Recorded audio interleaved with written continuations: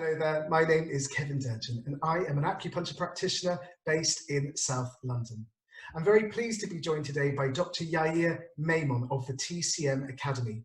Dr. Maimon is a leading light in the growing and exciting field of oncology acupuncture. And today we're going to talk about how practitioners of TCM and acupuncture can improve their confidence when they're working with oncology patients. You've worked with cancer patients for many, many years. What do you find rewarding about working with this group of people? One of the most surprising thing, you wouldn't expect in cancer is that you can really see results in like 20 minutes.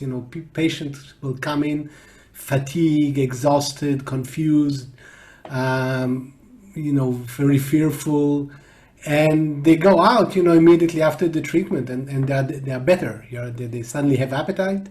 Above my clinic, there is a small coffee place. So many times people report to me, especially if they're coming with their relatives, they haven't eaten or we haven't eaten for a long time. We didn't have appetite. Immediately after the treatment, we ran out to buy and eat something. So I felt hungry, which I didn't feel for years. But a lot of time is also the Shen aspect, it's sometimes the first time that they meet a person that looks at them as a person, not as a cancer. And they're coming out of this session very strengthened, their fear and anxiety is going down and better connected to their Shen.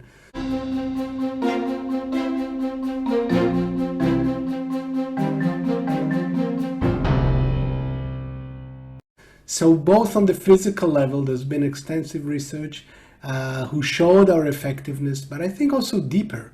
These patients are so much of a need of somebody to contain, hold them, and using the tools that can really calm the spirit in order to deal better, not just with the disease and with its harsh treatments, but also with your inner life, with knowing that there is suddenly a daunting disease and it's a very difficult situation for a human being to deal with. And I think our help there is just invaluable. Absolutely. One of my very, very close friends a few years ago had cancer, and she worked very closely with her acupuncture practitioner. And I was talking to her about her experience recently, and she just said that she wouldn't have been able to cope. And this was her opportunity to open up and to share how she was feeling, and also physically not to feel so unwell, just to feel a bit better every now and then. And that made the world of difference to her outlook, which is so important with cancer survivorship. Totally. I mean, this, as I said, this is my daily experience, and that's why I became so passionate. I never thought I will. About oncology acupuncture, really seeing the daily results, the impact we have on patients, and the ability that we have as an acupuncturist to make a difference. It does entail experience and knowledge, but eventually the tools are there for us. From your years of experience of working with cancer patients, can you tell us about some of the challenges of working with this group of people? Well, again, the challenges, I can divide them into three different areas.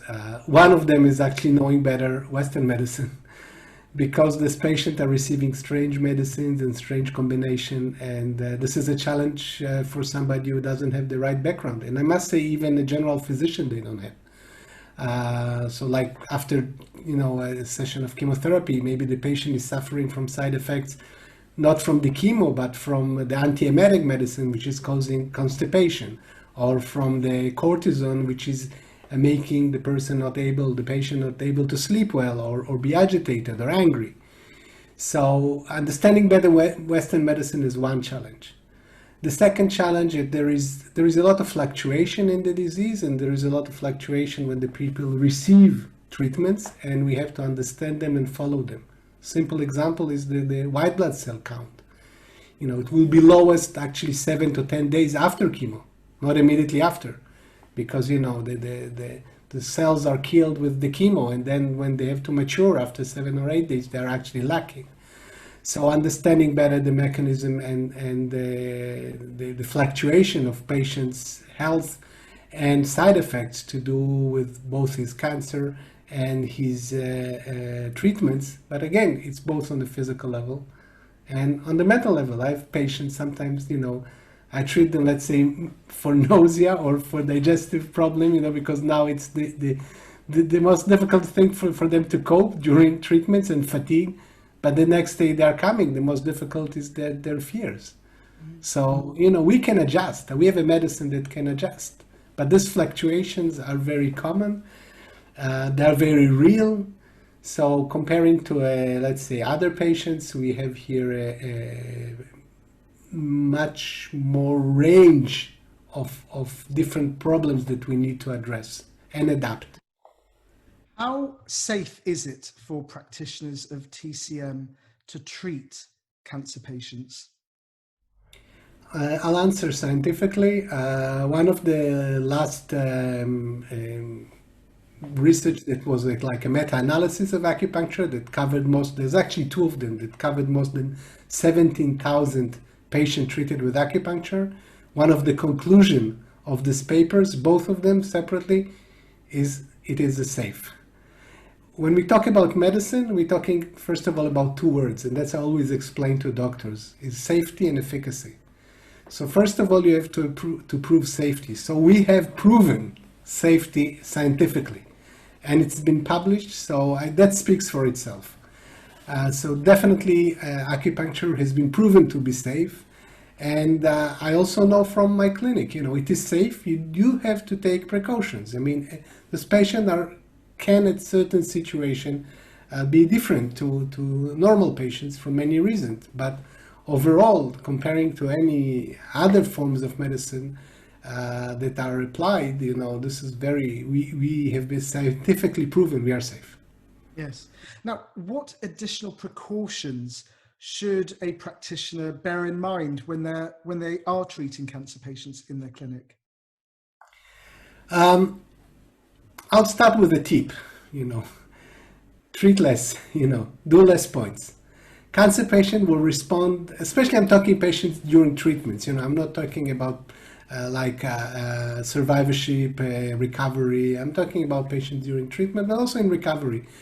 That's what I find a lot of time, and we are talking about kind of feeling of reassurance and securing your practice. So to me, by the way, bringing this feeling of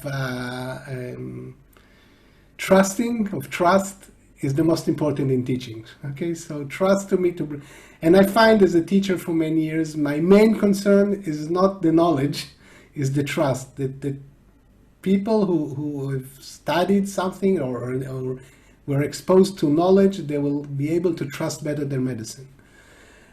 So in this respect, there are certain areas that we need to be aware of, but they're not huge. But when you treat cancer patients, you need to know them. First of all, if they're taking strange medicine, you need to know what the medicines are doing. If they have low platelets, if they can easily bleed.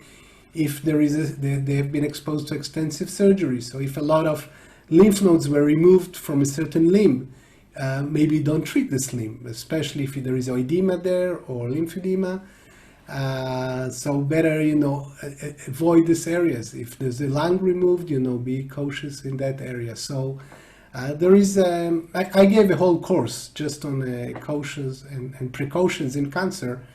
And so, I kind of put it into a e-learning module, but I think it's important to be aware of. But my main tip, that's where I started, do less. I mean, not do less, but use less acupuncture points. Don't have the wish to achieve a lot of things in one treatment. Sometimes just strengthen the chi, move the chi, strengthen the spleen and stomach chi, strengthen the kidney. That's enough. A lot will change from a little intervention. Now, you've worked with hundreds and hundreds of acupuncture practitioners over the years, and you've taught them so many different skills about working with oncology patients. Now, this video and interview is about developing confidence. Could you talk us through some of the concerns that some of your students had about working with oncology patients? Well, I can say just from this oncology, international oncology program, we have now nearly 400 graduates from all over the world. So if I'm taking previously, we are talking maybe about 500 to 600 people already graduating. I think the main concern is coming back what I said before, and I'm saying it with a lot of pain, but that's how I feel about it. That for different reasons, it's easy for them to lose the trust in the medicine. So it's not just concerning oncology acupuncture, but in many other areas. And I can understand it. I'm coming every day to the clinic also saying, oh, maybe I don't know enough. Or like it's almost my first day in the clinic. So after 30 years, it didn't change for me. So I can easily understand it. Maybe that's why I can teach it a little bit better, because I can understand that as a profession, because you don't give a pill that the pill will do something. We are doing something very fine in healing and very refined in the way it's work, and we have a lot of options. So I think one of the first things, we need to trust the medicine. The medicine is bigger than us, and I think one of the other concern is people see cancer as morbid. And they're afraid to be exposed to morbidity and to patients who are very, not just sick in their body, but everything around them is kind of heavy and sick and difficult, which is not true. I mean, I find my practice, and I also thought about it at the beginning. I didn't think I'll specialize in cancer. We have this outlook of cancer as something very harsh and difficult. But it's not, it's life, and patients are amazing, and I'm learning from them every day, and most of them are stronger than other people that I meet in the street. And there are hard moments, and there are difficult times, but I think there is much more light there than people imagine. So I think this is one of the major concerns that people have, and it's totally untrue in the clinical practice, surprisingly. Could you share some other advice about how practitioners can develop their confidence in this area? Well, I think confidence comes from three pillars: is knowledge, Chinese medicine knowledge of how points are working and why. The second, to me, is knowing also Western medicine. Unfortunately, I must say that in cancer especially, you need to have a certain amount of knowledge of Western medicine, what goes on with the patient, understand well his condition. And the third one is experience and practice. So I think when you have this three set of skills, and that's why we did this Oncology Acupuncture International training, to give people a good set of skills. I can say additionally also research. So you have to know also better that there is a lot of research to support you. When you see research of hundreds of people that were exposed, let's say, to acupuncture, and their fatigue went better, their hot flashes went down, even the sex drive came back, So when you see this research, and relatively with simple points, we have a lot of critique about research, but still, we see this kind of research, and the results are so evidence-based and so clear. I think all of this should give us confidence. Thanks, Yair. Now, finally, you've mentioned the TCM Academy. Where can people find out more information about oncology acupuncture? I think we have quite a lot of things, which people can find at TCM Academy. It's tcm.ac. I mean, it's like easy to find. And it's so there is a lot of free information there, and I think it's pretty accessible to anyone, and obviously they have very good support which they can answer people, and so it's very easy to find now information about the program, the extensiveness of it, even see some things online and see if you like it, if it resonates with you. By the way, now we have amazing team. I mean, I would say in brackets due to Corona, we can have a very international team of people who've been trained all around the world to share their experience. So the course is very much matured and growing to be very international in its delivery. We have oncologists in the team and biologists and others, so it's very extensive. Brilliant. Yair Maimon, thank you so much. Thank you. Well, thank you, Kevin. Thank you. You've been lovely and it was great to talk to you. Thank you very much.